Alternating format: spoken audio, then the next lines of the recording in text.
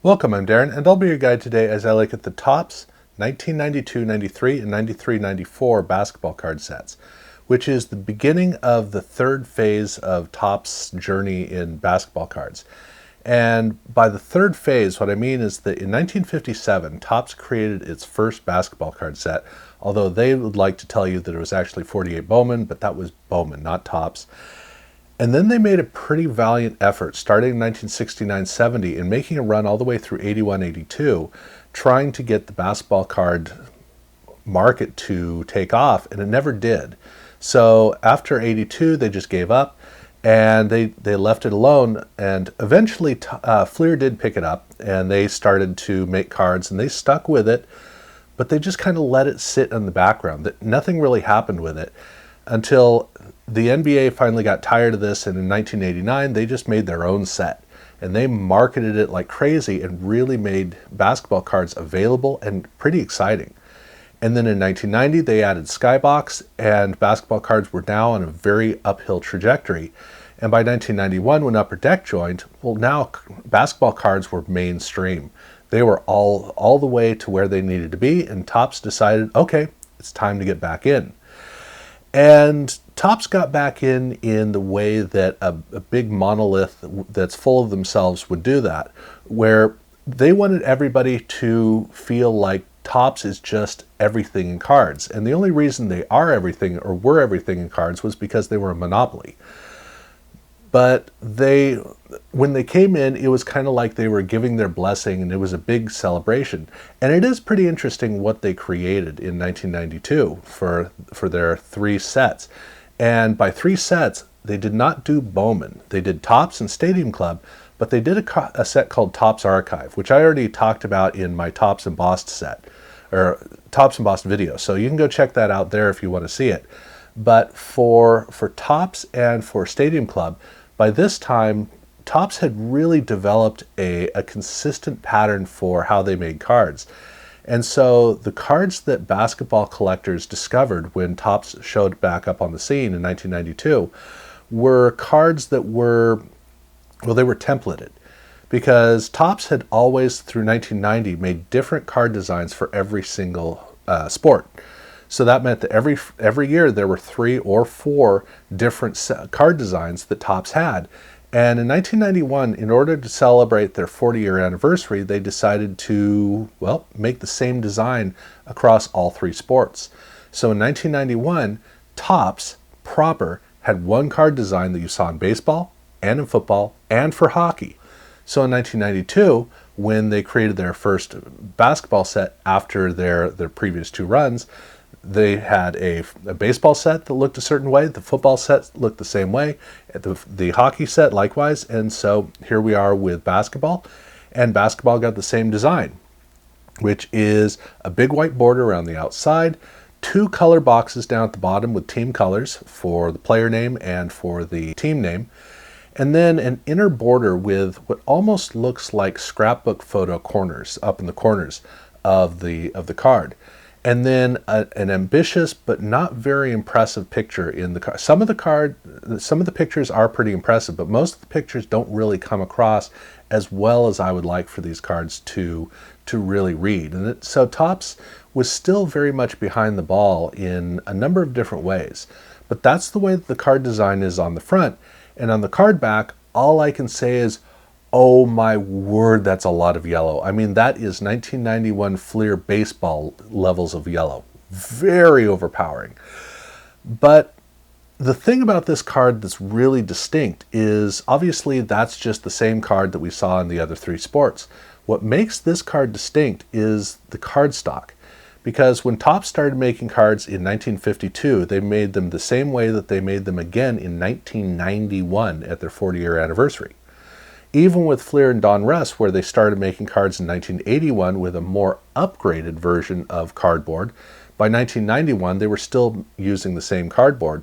So all 3 of those main sets were just really behind the times, and they needed to upgrade. And so in 1992, both Fleer and Donruss ditched the cardboard and went with an actual cardstock. Topps made an upgrade more along the lines of Fleer and Donruss, still not to a full modern cardstock, but that was for baseball and football and for hockey. But with basketball, even though the card design is the same, now they're using a modern card stock. So that is the one thing about this card that is distinct compared to the other ones that were, for the other three sports. But this card was designed entirely around parallels. And the parallel that they created was called Topps Gold.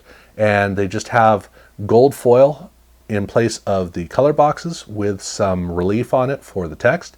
And that's all there is to it. But this was a brilliant move because by 1992, you had to have some reason to get people to tear through packs. Back in the 1980s and into 1990, packs sold themselves. You just put them out and people bought them. But by 1991, there was a lot of competition, so you had to rethink the model. And different companies were doing different things to pull that off. Fleer, of course, had chase cards where they had inserts that it was kind of tough to get them, so you were trying to push to get them out of packs. Donruss was doing something very similar. Well, Topps had always had inserts, mid-80s into 1990, except for their main baseball card releases. They had, whether it was Baseball All-Stars or Topps 1,000-yard or Football 1,000-yard Club members or the baseball or the hockey team leaders. In each case, it was a small set, 25 to 30 cards, that was fun to collect, that was one per pack. But since cards were no longer flying off the shelf on their own, these cards needed to pull the weight. And the problem here is if you have a 30 card set, if you buy a box of 36 packs, there's a good chance you're going to get the regular set and you're going to get all of the insert cards, in which case there's no reason to get a second box. So Topps realized, well, for a 30 card set, that doesn't work. But what about a 198 card set? Because look, Series 1 and Series 2 of Topps Basketball, well, that's 198 cards in each case. But what if they did a full parallel where every single card in the set had a parallel version? Then that means you open up a pack and most of the cards are normal, but one card is this special parallel. Now you got to buy at least 198 packs to complete the set. And so that's what they decided to do, was to make a gamble of making the very first parallel. Only it wasn't the first parallel. We had parallels in 1991, we just didn't realize it. But in 1992, with Topps Gold, and also with Leaf Gold, but mainly with Topps Gold, this was basically the introduction to the card market of parallels. And we ate it up. I mean, we were all over this, especially over in basketball. This was the thing in 1992 that really drove everybody. And it was a brilliant move for Topps because they didn't even need to do inserts. Every single card in the card set had a parallel, almost. But it did mean that you had two 198 card sets. In fact, you could even buy a complete 396 card set directly from Topps because they were still selling cards that way. It was just kind of pricey. But man, ripping packs to pull these cards out was a lot of fun. So that is what 1992 Topps is all about. It's about parallel. Now within the set, they have rookie cards that are done the same way except as the veteran cards, except for the fact that they have a gold foil logo that says 92 draft pick. That's the only difference. That's not a parallel. That's the way the regular cards are, and the Topps Gold parallels still have that logo as well as the boxes are in gold foil. But for the set, they do have a couple of subsets, and the first subset is what they like to start all their sets off at this time with, which was highlights. Basically looking at different events and achievements that happened through the season. So the highlights of the season, as you can imagine. And then they also did All-Star cards. And All-Star cards was something that Topps liked to do with their basketball cards in the 1970s. So this was very much a natural fit, and it's always great to do All-Star cards because it just gives you more opportunities to collect the same player. Speaking of which, they also have a subset called 50 Point Club, and this is celebrating players who had individual games throughout the season of scoring at least 50 points. And what the card is doing is it's looking at how many 50-point games each one of the players who fits in this category had. But they also did this with assists, which is unusual. And so over in the assist category, it's the same thing. It's a 20 assist club. So these are cards of a theme that you basically never see, which is really fun because it brings out some players that you don't usually get to see in these kinds of insert sets. And then there is one special card in the set. It's not an SP card, but it's a different card, and that is the Magic is Back card. And the whole point of this is that Magic, he got HIV, and so he retired from the NBA in part because he needed to get treatment, and in part because we still didn't really understand this whole HIV and AIDS thing. And so after a year, he realized that he could come back and he could still play basketball. So he did come back for part of a season.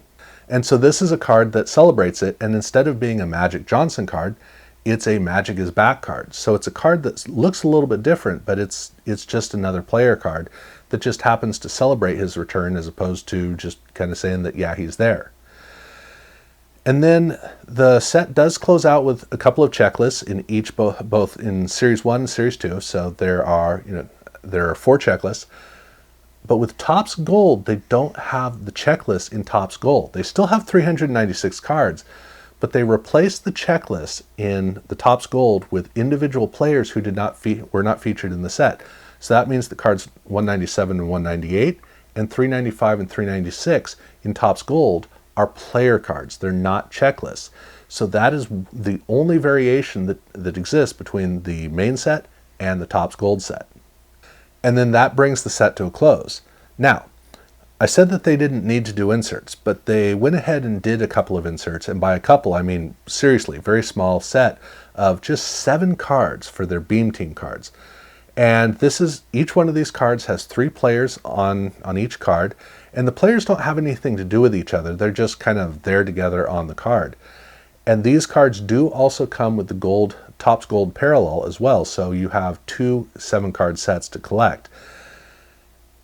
But there's something interesting about the Beam Team cards, because that name might sound familiar, because over in Stadium Club they have an insert set called Beam Team. And it's 21 cards, and 21 is 3 times 7. Every single player in the Stadium Club Beam Team set shows up on one of the 3 Beam Team cards in Topps. So they're not parallels, but they are kind of interrelated. And so it's an interesting cross-brand set relationship for inserts. So basically there's Beam Team Top style and there's Beam Team Stadium Club style.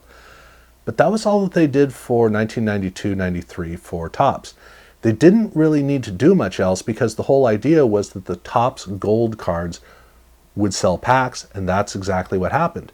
But look, a novelty works for 1, maybe 2 years. And so in 1993-94, they were going to have to step things up a little bit, even though they'd obviously be using Topps Gold.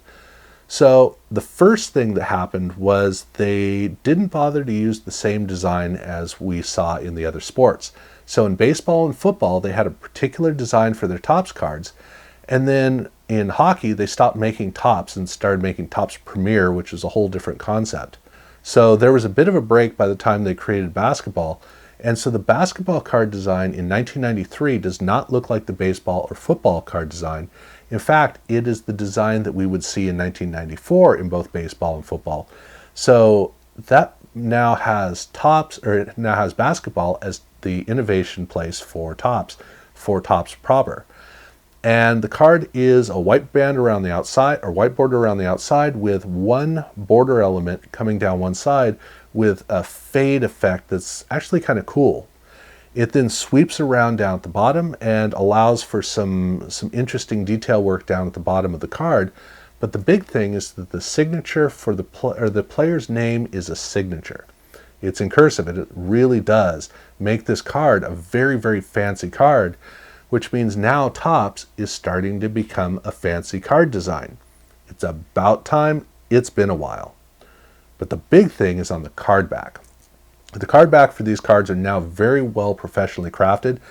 Big, wonderful image on one side. Everything else on the other side is well contained. And it shows that Topps is now thinking in a 360-degree way about these cards, which is great. But it does beg the question, how did they approach the Topps Gold cards? And the way that they did that was that they only had the signature for the player name. The player name was the only part that was in gold foil, except they also replaced the Topps logo with a Topps Gold logo for these cards. Otherwise, they're the same way, and obviously for the entire set. So that was where we were now in 1990 for the 93-94 card designs. The set once again has a bunch of subsets, and they have even more subsets here, starting off, of course, with the highlight cards. So with the highlight cards, this is an opportunity for you to see just how the thinking goes for all the Topps Gold cards, because once again, it's just the player name that has the gold foil. There's not a big patch on it. It's actually integrated in a much more elegant and aesthetically pleasing way. Thank you. I am very grateful for that. Rookie cards are, well, they're obviously done the same way as the regular cards, except instead of having some gold foil element, they have a logo, kind of like a little plaque that says draft. But on the card back, these cards are wildly different in how they're designed. And so these are cards where you're going to notice them on the front because you're going to notice that little plaque. But the back is where you really do pick up on the rookie cards, so they're standing out a lot more for this set. For the All-Star cards, this is probably the highlight of this entire card set. A really nice box over on the side with the All-Star text that has a great look to it. And the whole way that the card is designed is really quite good. Which is good because the next subset is, well, it's 50 Point Club. And this card is a mess, an absolute mess, because in a lot of cases, you can't even see anything. I mean, the Reggie Miller card, where's the image? Is there a design on it? It really is not a well-conceived card. The 1992 cards really did celebrate well. They were a lot of fun. They looked good. In this case, this was trying too hard. But at least they were still doing the 50-point club, which I think is a good tradition that they came up with in the previous year and we're continuing on here. Then they have something that really only fits in this particular time, which is their future scoring leaders cards. And the reason for this, the very distinct subset, is that, well, Michael Jordan was at the height of his power, and when it comes to scoring leaders, dude, he had owned that for a long time. There was no competition for the scoring leader in the NBA. And so there was kind of this idea of, well, if Michael Jordan retired, maybe other players might get a chance. And so that's kind of the idea of, these are the players who could have a chance of getting the scoring title if they didn't have some guy standing in the way. Speaking of which, they also had a future playoff MVP card. And this is, well, the same thing. So you can imagine that if Michael Jordan retired, even if it was for just a couple of years, maybe one of these guys might be able to win a championship and be MVP. It's a wonderful thing to think about. And just so that you know, Michael Jordan does have cards in this set, and he is known as the reigning playoff MVP. So that's the way that the set was designed, which is interesting, which is that here's the guy who is in charge, and here's all the guys who wish that they could be in charge. And then they also did a subset called Topps All-Rookie Team. And for the All-Rookie Team cards, this uses a great computer-generated graphic area behind the player for the whole background that I think holds up today. I could see this on a modern card, and I wish they would put it on a modern card because it looked really good on a modern card. But it was a really cool effect that they were able to take advantage of here at this time that for us was just really kind of mind-blowing how this art looked. So it was really quite impressive. And then, of course, the set closes out with a couple of checklists in each series. And once again, the checklists are replaced by player cards in the Topps Gold set. And that was 1993-94 Topps. So unfortunately, they were still hanging on to subsets when everybody else had pretty much moved on from subsets and gone off to inserts. Topps was always had a great knack of being behind the ball, and even when they got ahead of the curve, they could still slip back very quickly. But with the inserts, again, they weren't doing hardly anything with inserts. In fact, they had less inserts in packs than they had in the previous year. But they were getting more creative with the inserts. And that is the one place where this card set does shine, because they created a card set called Topps Black Gold. And this was a send away. we were just starting to get a feel for a new kind of send-away from wrapper redemptions. But send-aways were nothing new, because Topps in the 1980s used to sell glossy cards that were send-aways. You just order them. In fact, they advertised them in packs and on packs and all sorts of stuff. But there was a different kind of interactivity or interactive relationship that we collectors were developing with card companies, where we could actually send away and get something special. And so Topps decided to do an exchange card where they would have a card you could pull out of a pack, and it has 13 images on it, and then it has a letter. Believe me, there is a letter down there, an A on this card, and on the back there's a list of all of the players who are featured on the front, and a whole send away form on the card, so you could send away and get in return a complete set of all 13 cards here. But this is the A card. There's also a B card, which is exactly the same way, and it has another 12 players, so there's 25 cards in the set. Well, there also happens to be an AB card, which has 25 images on the front, and you could send it for all 25 cards when you get it back. And when you do get the cards back, the cards are designed the same way as the send-away card, but it uses the image that corresponds on the, from what you saw in the menu of images. But on the back, there's a big gold foil text on it, which is a very, very bold look, which I think kind of fit in 1993, but it was quite a lot. But you also got back the particular trade card that you got, except not the actual trade card. It was a replacement, where on the front it looks the same, but on the back it's an actual checklist. And the A card comes that way, the B card comes that way, and the AB comes that way. So that means that there is 25 cards in the set, there are 3 sendaways, and there are 3 checklist cards. So that is the total, that's that whole additional element to the set. But that is everything they did in 93, 94. So they were still working at a very simplistic level, but it wasn't enough anymore. What sold packs like crazy in 92 did not sell packs like crazy in 93. So they were going to have to completely rebuild the model. I'm going to look at 94, 95 separately from this, and we're going to see where, how they restructured it. So that's going to be in another video. But for this video, I wanted to look at these two sets so that you could get a feel for them and understand how they evolved the cards here when they got back into basketball, even though this is largely the way that they were doing the cards in the other sets, or the other sports. So I have already talked about all the previous Topps sets, so if you haven't seen those videos, definitely go check that out. Now, if you haven't subscribed, I do urge you to do so. And yeah, thank you very much for watching.